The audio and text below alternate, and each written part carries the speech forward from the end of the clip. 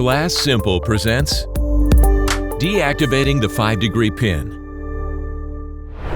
The 5-degree positive closing hinge is designed to close the door an additional 5 degrees, thus allowing the glass door to close tightly against the strike jamb.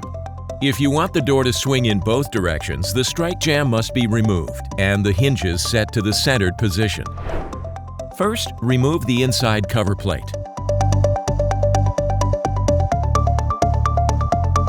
Now open the hinge as shown and loosen the 2 Allen screws enough to release the pin.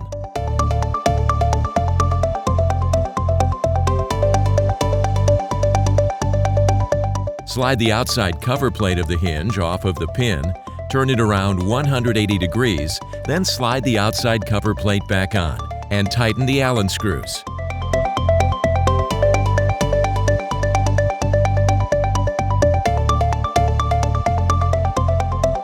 Now open the hinge back to its original position and reattach the inside cover plate.